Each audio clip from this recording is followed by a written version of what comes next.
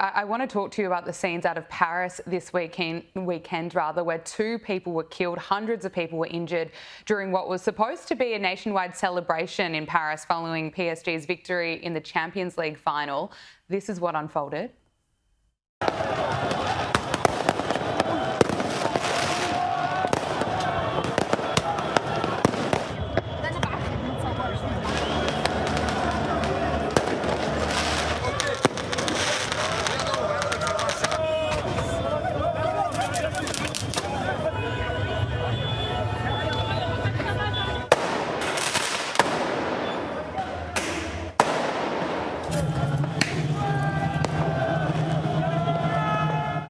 Now, that is not the type of chaos that you would ever typically see during a football celebration. Now, it's being suggested that this comes as France faces significant challenges with immigration. There are also reports and vision of the riots where people are waving the Palestinian flag and chanting F Israel or other anti-Semitic language as cars were firebombed. Really disturbing to see. What do you make of all of this?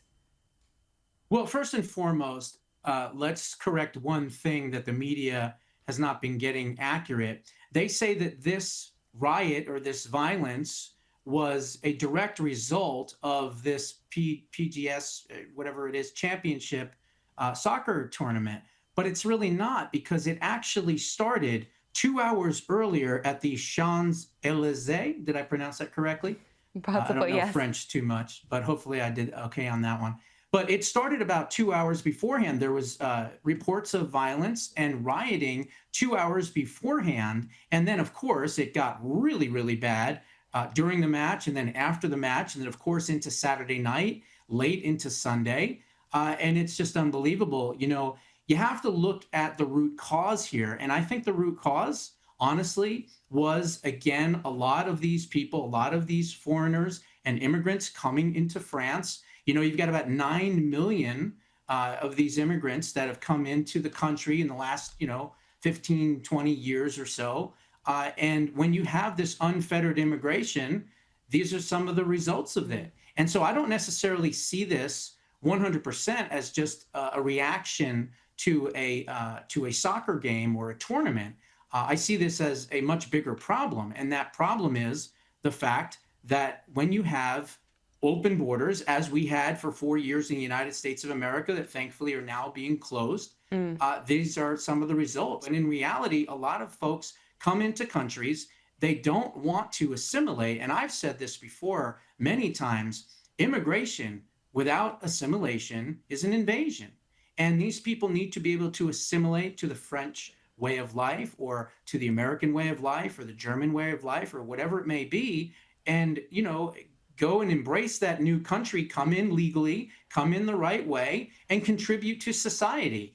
But when you have no-go zones in most of European capitals and big cities and things like that, these are some of the reactions that you get. Yeah, it's a very fair point.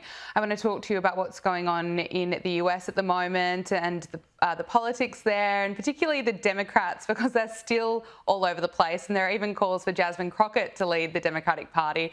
Now, she's spoken out claiming that Republicans approach her pretty often just to tell her how much they like her. Listen to this.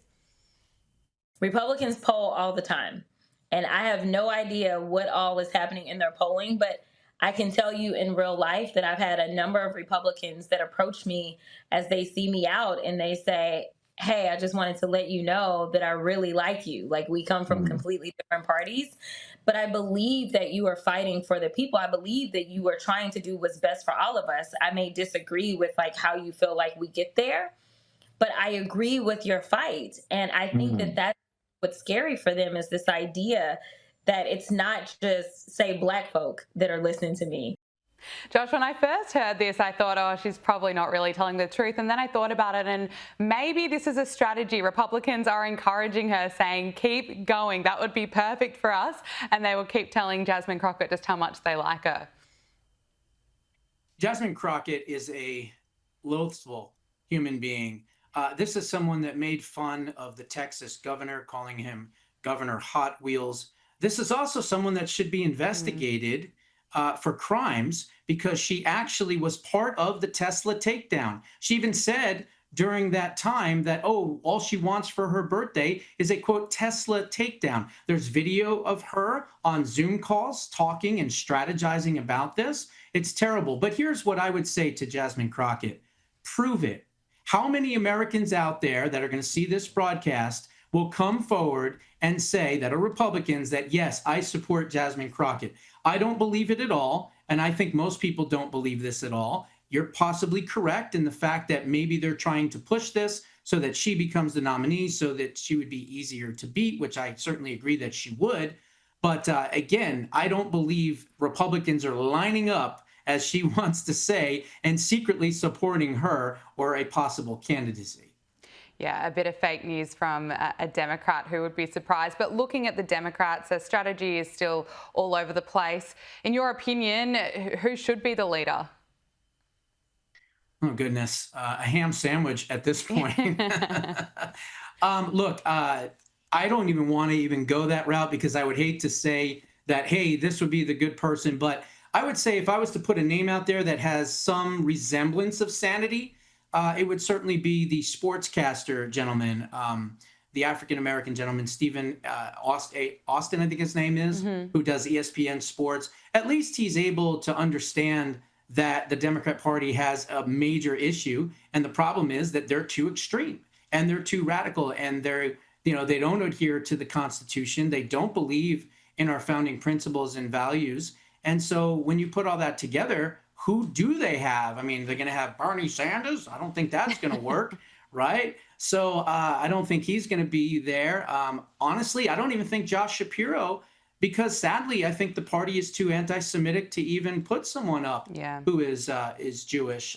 So who else could it be? I don't think it's going to be Gruesome Newsom or Gavin Newsom. I like to call him the Ted Bundy of politicians. He's very suave and smooth and well-dressed. But, I just don't see that they have anyone really right now on the bench. And I guess that's good for Republicans. Yeah, look, I agree with that assessment. Let's talk about the tariffs. The tariff deadline is looming, and Reuters is reporting today that the Trump administration wants countries to put their best offer forward by Wednesday, as officials want to accelerate talks with multiple partners ahead of the tariff deadline. Now, Trump has also posted today, if other countries are allowed to use tariffs and we're not allowed to counter, our country doesn't have a chance of economic survival. So what are you expecting that we'll see by Wednesday? Well, I think that we're going to see a whole bunch of countries come forward and work out some trade negotiation deals. But let's take this a little bit further. The Supreme Court is going to do the right thing here, because the president, through the executive authority vested in him, has the right to negotiate trade deals. So I don't care what this international trade organization, this little, powerless little thing in New York City that jumped in and tried to stop him. Of course, that was immediately stayed when it was appealed, the decision. But in the long run, remember this: the president has multiple opportunities and tools at his disposal in order to facilitate trade negotiations. So I'm not worried about it. I think that he's going to be able to pull this off, and he'll be able to have as many trade or deals as he would like. Yeah, it'll be interesting to see what happens. I'm pretty confident that we're going to be seeing countries absolutely putting their best offer forward and presenting a pretty good offer for Donald Trump. But we will see. I want to finally speak to you about, we did speak about the media in the United States, but it seems like there's still a bit of fake news around. The Washington Post has a piece out this week with the headline, "The Mysterious Drop in Fentanyl Seizures on the US-Mexico Border." I mean, is anyone going to tell them? Who's going to tell them what and who's behind this mysterious drop? Yeah, I'll pull a Joe Biden. Shh, the border's closed. The border is closed, okay? That's why you're having this happen. Look, the Department of Justice and the FBI have been doing amazing work busting fentanyl organizations and cartels and doing everything that they can to make our streets and our cities safer and to save lives. That's what this is all about. And so I think with that, and of course, shutting down the border, getting rid of TPS, getting rid of all these other things that the prior auto pen administration, as I like to call it now, has been doing, I think it's a 180. President Trump ran on securing the border, and of course, promises made, promises kept. And the White House has unveiled a new portrait of President Donald Trump. Let's bring up the image if we can. I know he still looks pretty fierce in the picture. There it is, a little bit different to the one that was put up during his inauguration. But Josh, can I get your reaction to it? I like it, but for my money, I want the fist in the air and the fight, Oh yeah, fight. it's iconic. I think that's so representative of President Trump, of America, of this new resurgence in patriotism, and of course, the oncoming golden age, which will start probably, in my estimation, around mid-November of this year. But watch out, January, February of 2026, America's economy will be the greatest in history. $14 trillion worth of investment coming in. I can't wait. Broadcaster and commentator Josh Bernstein, thank you so much for joining us on Power Hour. Great to speak with you. Thank you. Anytime, any topic.